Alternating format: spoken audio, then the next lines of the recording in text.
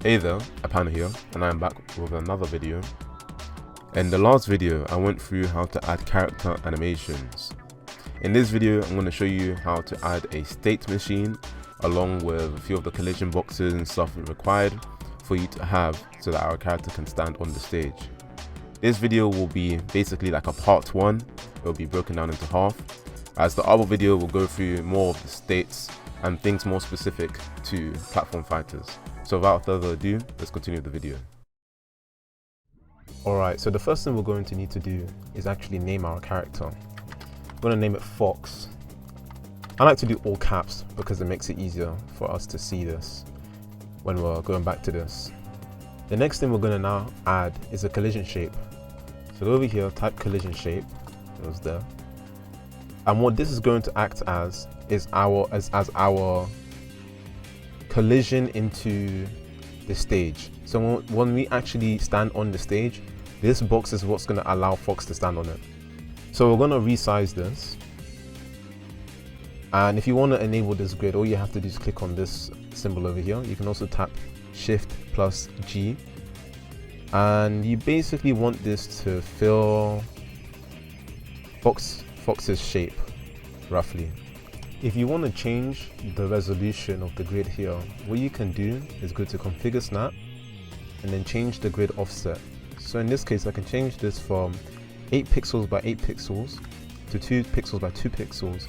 Therefore, the degree of this snap will be much easier to handle.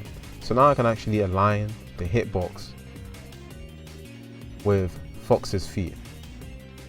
Another note is for us to change the name from collision shape 2D and make this collision box. Now, the next thing to add is very important. What we're going to add next is the Raycasts.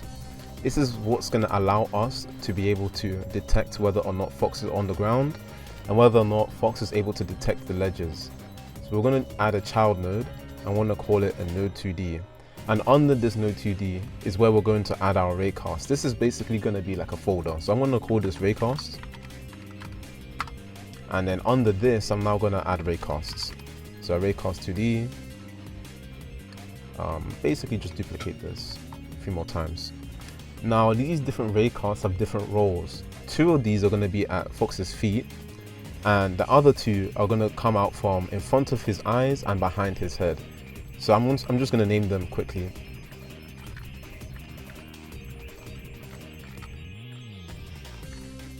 So ground L, ground R is self-explanatory. It's for both the feet of Fox, and ledge grab F and ledge grab B is going to be in front of Fox's eyes and behind his eyes. Alright, so now that we've set up the nodes for Fox, we're now going to set up the state machine. So to do this, go to Script, File, New, then call this StateMachine.gd.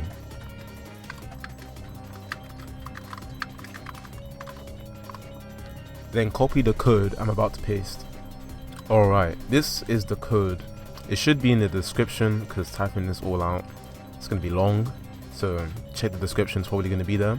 Maybe like a download link. But yeah, this is going to be explained further down the line as we work with this.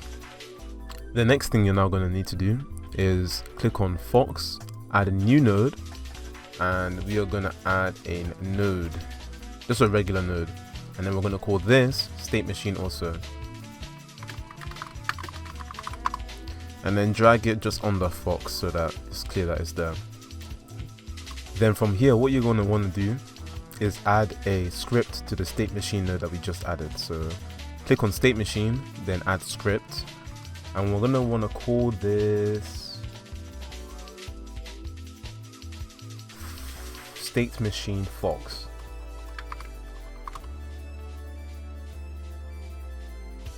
Then likewise, copy the code I'm about to paste. And again, here's the code that you're meant to copy. It should be in the description again. So this is going to be the basic template for our state machine. Last but not least, we now have to add a script for Fox. Ooh, one more thing I forgot to add is under extends, you want to add a variable called ID, and we want to make this equal to the value of 1. In fact, we want to make this an exported variable, so let me just rewrite that. There you go. Apart from that, everything else should be fine. So what we're going to do next is click on Fox, add script, and Fox.gd works perfectly, so create. Then again, copy the code I'm about to paste. And again, this should probably be in the description down below, or you can just type it out if you're just that guy. A quick note, you want to change the name of the animated sprite node to just sprite with a capital S, because of this right here. One thing I forgot to add actually was this. Var vector equals vector2, and then 0, 0, and then var dash duration. This should be in the description anyways, but if you're just following along the tutorial and you're just copying and pasting, this is just for you. Alright, so now that I've given you all of the basic code just for this one character, it's a lot. I can actually explain it to you. If you want to skip this part of the explanation, there should be a timestamp. If not, then I'm lazy. Alright, so to start off, we have the original state machine. Let me explain what this means. Where it says class name state machine, in Godot you can basically make a class, similar to how node in it of itself is a class. When you have a class, it means that another script can inherit or use this pre-written code in its new code without having to see all of this. That's what that means. So when it comes to the physics process, the delta runs every frame.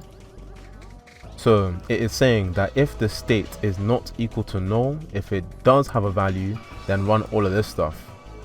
The state logic, which is over here,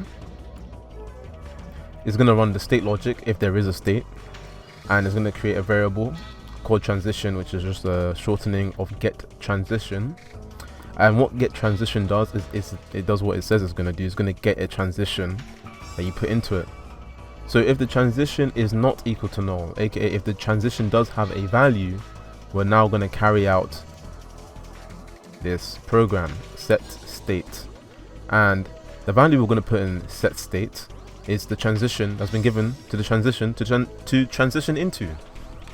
I know it's very complicated. So in set state, what it's doing is the state that you want to transition into becomes the state of the character, and the current state of the character becomes the previous state. And so the current state is the new state that is passed into this function.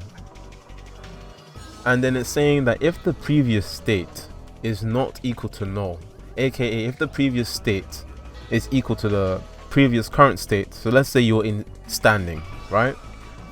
Standing, and then you press right and you go into your dash. Your previous state becomes standing and your new state becomes dash. If your previous state is now equal to standing, then this will be executed. If your new state is not null and your new state is now dash, then enter state will be executed. Additionally, the last important part of this script is the add state. This is what's going to allow us to add states for us to actually transition into, because the script needs to know what you're transitioning from and to. Next up, moving on to the state machine Fox, which is specifically for Fox. This is basically a shell of the state machine.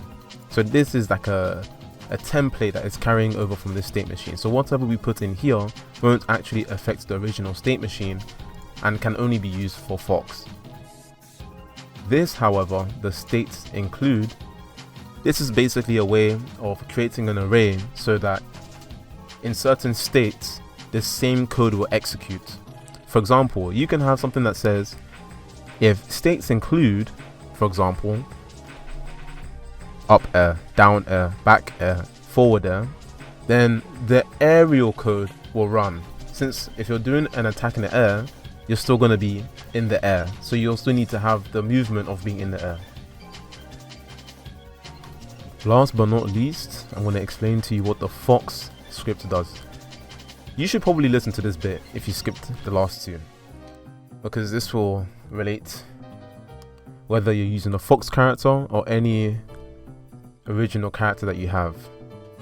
So all of this is the attributes of the Fox character.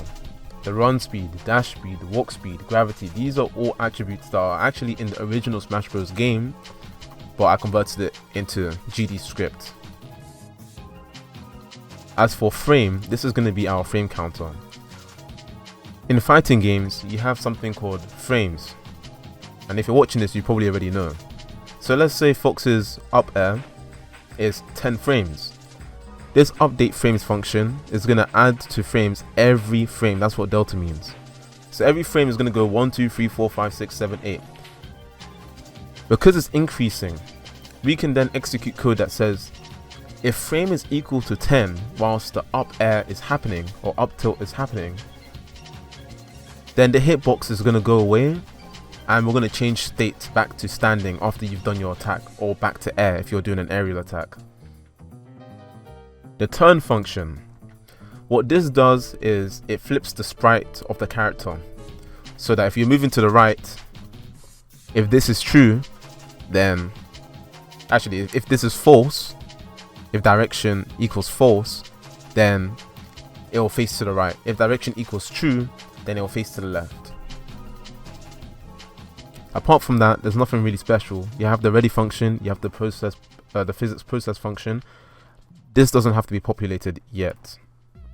Oh yeah, one thing I forgot is the frame function. This is just gonna reset the frame back to 0, so that when you execute an up tilt and you want to transition from one state to another state, you'll execute this function and the frame will reset back to 0 to be increased again every frame. Now, this part of the video is very important. You want to go to project settings and go to the input map. You want to write in the action box over here, right_1, r_right_1, etc. as you see it down here. And please make it accurate, make it all lowercase and add the _1, all that stuff. I'll explain it in later down the line in the tutorial. Alright, now we're getting closer to the fun bit. On the StateMachineFox, go to ready and copy what I'm about to paste. Now, once you've added this code, I'll just explain to you briefly what this means. Add state is simply going to add the name of this state to an array or to a dictionary. And when we say call _deferred set state, what we are doing is we're saying that as this character is loading, we want a specific state to be loaded. In this case, when our character is loaded into the test stage over here, we want the standing state to be executed first. So with that in mind, I want you to copy the rest of the code that I'm about to paste, and I will show you how all of this works together. Now everything is starting to come together. The state_logic function, this executes no matter what state you are in as a character. And if you watch the explanation, update frames basically updates the frame counter that we have in the Fox node. So this is going to be updating every single frame. Every single frame, this frame variable is going to be increased by 1. Get transition. For get transition, we have a match state. Match state is basically just going to check which is the current state that is being executed, which is the current state that is being returned. So under each of these states, specific code will be executed. So when you're standing, what we're going to then code is say, if I press right, then go into the dash state. If I press jump, then go into the jump squat state. So now we're going to actually test out to see if this state machine is working. I'm going to paste some of the code for the standing and dashing state. The animations may not work, but we just want to see if the actual logic of the code works for the character. Alright, so here's a bunch of the new code I just added. The most notable one is probably the parents move and slide with snap. Move and slide is a function built into Godot used on kinematic bodies that are meant to keep the character staying on the ground. It allows the character to move but allows the character to stay on the ground. This doesn't actually work because the second variable input is set to a velocity or a vector of 0, so it's going to the character's basically going to be floating in the air. When it comes to the actual code that I wrote for whilst the character is in the standing state, remember it says match state, then it says whilst you are in the standing states when you write states.stand colon. What I wrote is basically a bunch of if statements, and I said if I press the right button, I want to be pushed to the right with the run speed, and parent.frame, which is in Fox's script, frame resets the frame counter to 0. So the frame counter will be returned to 0, and the character is going to turn to the right. If you look back in the Fox script, the turn function says that if the value of direction here is false, then our character will be facing to the right. Then it says return states.dash. This bit is very important. When you want to transition from one state to the other, you have to write return states dot and then the name of the state. So because I'm pressing right and I'm going from a standing position, I'm then going to go into the dashing state. But before I go on to that, I need to explain what this means. What this does is it makes it so that when the Fox character goes into a standing state and left or right is not being pressed, the character will slow down into a velocity in the x direction of 0. What this basically means is that if the character is moving to the left and I stop pressing dash, when it goes back into the standing state, my character will actually stay still. So going on to the dash state, during the dash, I didn't actually complete the whole of this, but I just want to show you the mentality, the mindset you have to be in, because I don't know if you want me to go through every single state, because the original game that I programmed had over like 50 states, so it's quite a lot. But I will go through some of the key ones, like being in the air, jumping, jump squats. These are things I want to go through, but I don't think I'm going to go through every single one. Anyways, for the dashing state, this allows you to pretty much dash dance. So whilst you're in the dashing state, if the input is being pressed to the left and you're going to the right, because remember, velocity x, positive is to the right, negative is to the left. If you're going to the right as you're dashing and then you press to the left, your velocity would be going to the left, negative dash speed, which makes sense, and then it's vice versa for if you're pressing right and you're facing to the left. Otherwise, if your frame, if parent.frame is larger than or equal to the dash duration minus 1. So if I go to the Fox script, I think I put this as an edit to say that I messed up, that I forgot to put this in, but you're meant to have a var dash duration. The dash duration is how many frames is your dash going to be. I think in Smash Melee, Fox's dash duration is 10 frames.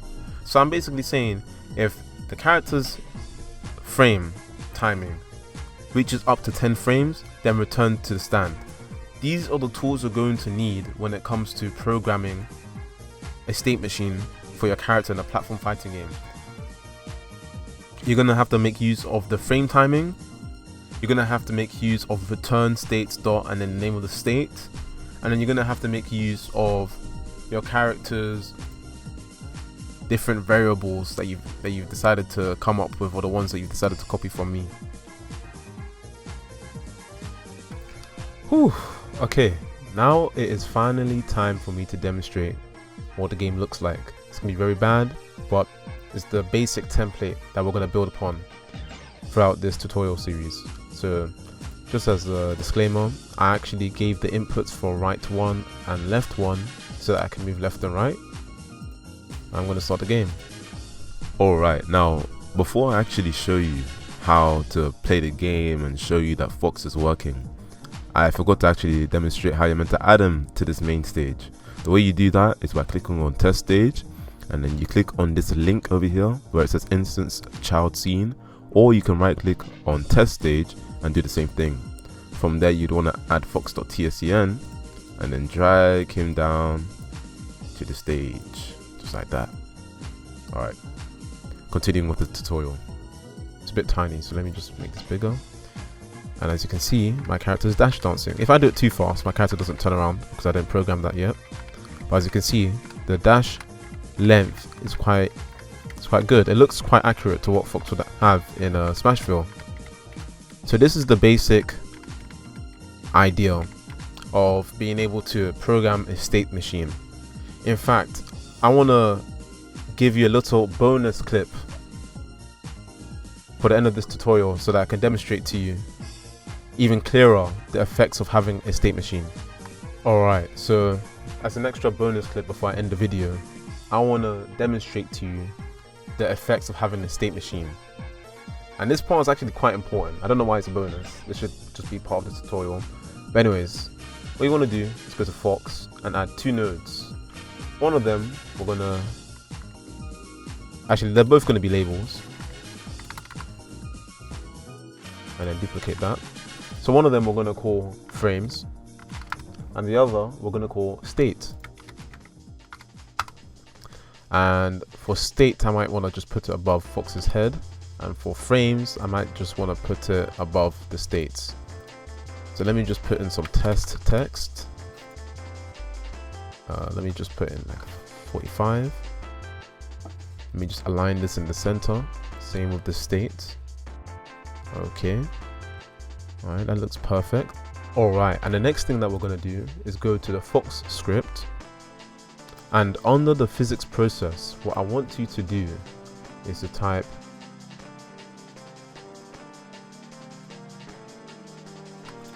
then I want you to go under all of the attributes for your character, create a little space, and then write this down.